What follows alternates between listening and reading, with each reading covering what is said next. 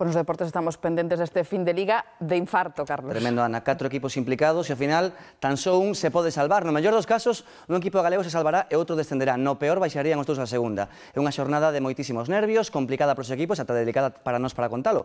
O certo é que todo o traballo do ano se xoga esta noite. Estamos pendentes do Celta e do Depor. Comezamos por orde de clasificación. O que a priori o ten un pouco mellor é o Deportivo. Depende de si mesmo, Riazor, Roberto Prado.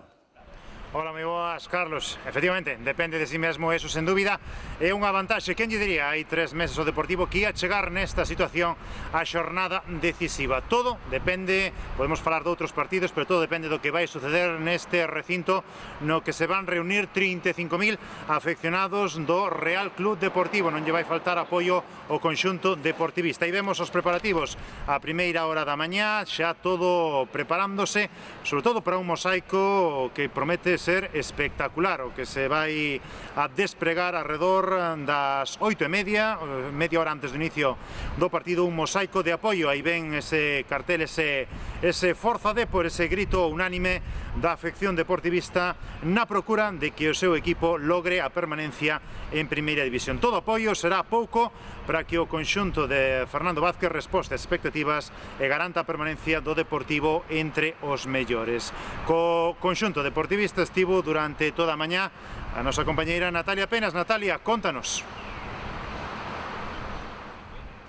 Pois o certo é que nas horas previas ao partido decisivo desta temporada o plantel branquiazul non perdeu os seus hábitos e as súas rutinas habituais na concentración do equipo. Aloxados dende onte, como ven sendo habitual neste céntrico hotel da cidade herculina, os xogadores e o cadro técnico únicamente irrompeu a súa reconcentración, o seu reclutamento, pasadas as 12:30 do mediodía para dar un pequeno paseo polos arredores dos xardíns de Méndez Núñez, onde por suposto non faltaron as mostras de apoio e de ánimo dos siareiros, moitos buscando sobre todo facerse unha foto, a última quizáis co admirado Juan Carlos Valerón, aínda que tamén o míster Fernando Vázquez era outro dos máis demandados polos seguidores deportivistas que hoxe, como anécdota do día, confundíanse polas súas camisolas cos siareiros donostiarras chegados á Coruña e que por cousas do azar ou do destino estaban hospedados tamén no mesmo hotel de concentración que o cadro deportivistas. Eso sí, os xogadores conscientes da súa responsabilidade estes serán, amosáronse alleos a todo tipo de presión que lles puidera vir de fora e amosáronse relaxados e optimistas e recibían de bo agrado as felicitacións e os ánimos donostiarras.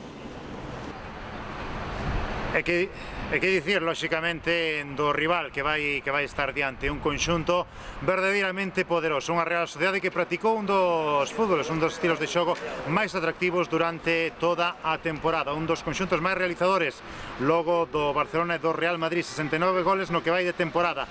Aí vemos o equipo de Philippe Montagnier realizando esta mañá unha lixeira sesión preparatoria na cidade do fútbol en Abegondo, unha sesión para estirar un pouco as pernas. Chega ameazando e moito a Real Sociedade, xa que pode conseguir un fito histórico. A presenza entre os 4 mellores, unha presenza que lle garantiría nada máis e nada menos que xogar a Champions. A dúbida é que é o que pesa máis, se unha presenza entre os mellores de Europa e a continuidade a que busca o Deportivo entre os mellores da Liga Española.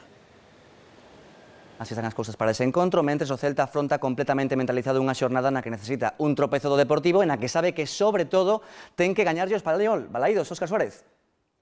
Pois sí, señor Carlos, eso é o que ten na súa man o Celta, gañar o seu partido, gañarlle o Español e esperar. Recorre sobre todo o factor estadístico, ese que indica que a fortaleza deste equipo está na casa. 24 dos 34 puntos obtidos polo Celta nesta campaña foron neste estadio, como locais. Fronte ao Español, a máis, deberá sobrepoñerse a presión, a ansiedade, os nervios.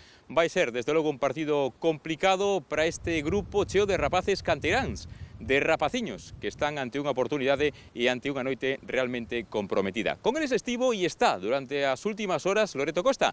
Adiante, Loreto, como están as cousas pola concentración do Celta? Ola, que tal? Dende as 11 da mañá os xogadores do Celta están concentrados neste hotel vigués. Todo apunta a que Abel Resino repetirá o mesmo 11 que conseguiu a vitoria en Zorrilla e que lle confiará a portería a Rubén Blanco, despois da gran actuación que tivo o meta de tan só 17 anos cando entrou en sustitución de Javi Varas. Outra dúbida do técnico pode estar en manter a Belvís, a pé cambiado como lateral dereito, ou devolverlle a titularidade a Johnny, ausente en Valladolid por sanción. Tamén volve a convocatoria, tras perderse o último encontro por acumulación de cartóns, Jonathan Vila. Durante a mañá puidemos ver os xogadores dando un paseo polos arredores do hotel, no que permanecerán ata aproximadamente as 7:15 da tarde. A esa hora está previsto que se despracen ao estadio de Balaídos, onde os agardarán centos de afeccionados. Peñas e seareiros en xeral organizaron unha nova quedada celeste para apoiar e animar o equipo neste trascendental encontro.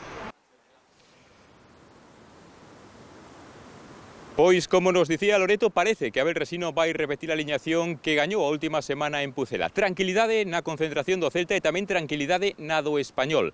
Chega o Español coa baixa de Guacaso e sen nada en xogo. Non se xoga nada, nin por arriba, nin por abaixo. Así que, como van a afrontar este partido? Con profesionalidade, indica o seu adestrador. Ollo o dato, que diría algún. Hai 3 xogadores neste Español que ata non hai moito vestían as cores do Deportivo. Falamos de Coloto, de Capdevila e de Verdú. E a vos seguro que para eles, se o teñen na man, sería importante botarlle, por suposto, unha axudiña o que era o seu equipo. Un partido con moito en xogo, deportivamente e tamén, como vemos, anímicamente. E un último dato máis, unha última imaxe antes de despedirnos desta primeira conexión desde Balaídos, a que fala do árbitro, de Mateu Laoz, outro dos protagonistas. Pasou ás 12 deste mediodía por aquí, reuniuse cos delegados, co xefe do Seguridade do Celta e estiveron revisando todos os materiais, es decir, videomarcadores, tabliñas, porterías, todo, e tamén, por suposto, revisando a normativa, que uns e outros o teñan claro, desde que teñen que facer, a que hora teñen que estar nun sitio, noutro, todo. Que nada falle, que todo este a punto en Balaídos. E así o está, Carlos. Que esta pode ser unha xornada histórica para os equipos e, ollo, tamén para as afeccións. Na Coruña e en Vigo a afección está respondendo por orde de clasificación outra vez. Na Coruña confían en que se faga realidade o sí que se pode. Non quedan entradas, Robert. Non quedan entradas, pero xa dende hai moitos días, dende o pasado martes, pois esgotáronse todas as entradas, a demanda foi verdadeiramente espectacular. Ninguén se quere perder esta oportunidade, van ser tan só 35.000 os espectadores que van a asistir a este partido. Este era o aspecto que presentaban as taquillas no día de hoxe, dicíalles que se remataran as entradas, e que neste caso están mercando os abonos para a campaña que ven, para a temporada 2013-2014, xa van 7.000 abonos o mercado, xa van 7.000 abonados de cara á próxima temporada, na que todos os seareiros branquiazuis agardan que poidan ver de novo os mellores equipos de España, que poidan disfrutar de novo desa primeira división. A esperanza, como poden ver, non se esvaece ni moito menos, a pesar do complicado do partido, do complicado do rival que vai estar diante. Vai ser unha cita verdadeiramente importante para a afección do Real Club Deportivo, coa que estivo durante toda esta mañá Noelia Vázquez. Contanos como foi esa mañá. Hoxe, Roberto, na Coruña é de nervios, sí, pero tamén de esperanza, de ilusión e de entusiasmo entre os seareiros coruñeses que, como vedes, non deixan de berrar nin por un minuto o seu apoio incondicional ao equipo, e que aquí na Coruña todo o mundo agarda que ás 11 da noite o Deportivo siga sendo equipo de primeira división. A Coruña, a cidade, vive con moitísima intensidade dende primeira hora da mañá, as horas previas a este encontro trascendental. Podemos ver seareiros perfectamente vestidos para a ocasión por cada recuncho da cidade, dende aqueles que forman parte de algunha das moitas peñas deportivistas que hai na Coruña, ata, por exemplo, as propias praceiras da Praza de Lugo, que sempre se engalana cando o Deportivo xoga un partido tan trascendental como este, o igual que o fixo o resto da cidade, e que por calquera lugar podemos ver pendurar bandeiras, bufandas, pancartas, para amosarlle ese apoio incondicional ao equipo do que vos falaba. Os afeccionados están citados na Praza de Pontevedra ao redor das 5 da tarde para as 6 partir cara ao estadio e ali recibir unha vez máis cos brazos abertos a chegada do equipo a Riazor. Son moitas as quinielas posibles, como comentabades, todas nas mans do Deportivo do que acontece esta noite en Riazor, pero aquí na Coruña impera o máis absoluto optimismo.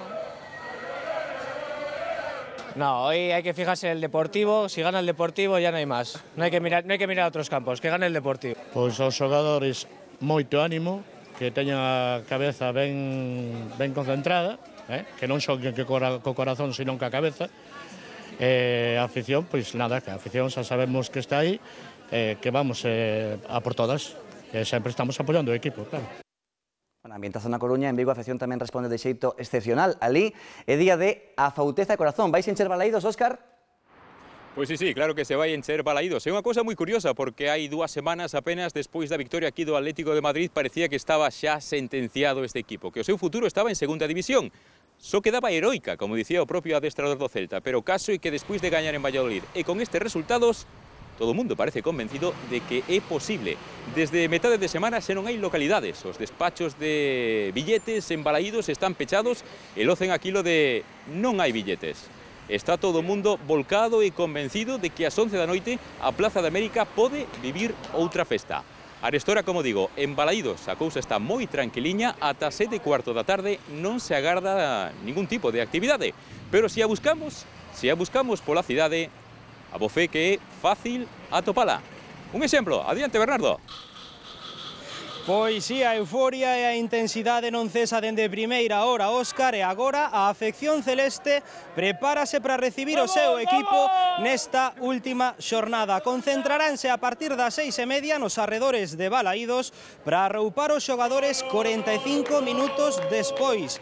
Farano cun pasillo dende a avenida da Florida e con preto de 300 bengalas. A cidade olivicanteira está volcada pola salvación e tinguidas de celeste as súas rúas, balcóns e monumentos máis emblemáticos. De entre as palabras, os sentimentos que máis podemos escoitar nas afeccionadas e afeccionados están a fouteza, corazón e optimismo. Estou co meu fillo, que naceu ano pasado cun ascenso. Este ano o mellor regalo que ten é a permanencia en primeira. Estamos ben, nerviosos pero ben, con confianza, moita confianza. Como ves? Eu vexo ben, temos un pouquiño máis fácil. A Real ten que ir a Champions ano que ven e nós temos que estar en primeira ano que ven. Hoxe é o día primeiro do mes de San Xoán e os idos de xunio van favorecer ao Celta. Arriba Celta! Ben, gracias a Robert, Óscar, Bernardo, Noelia, Lore e Natalia, o equipazo que temos hoxe en Vigo e na Coruña. Sorte para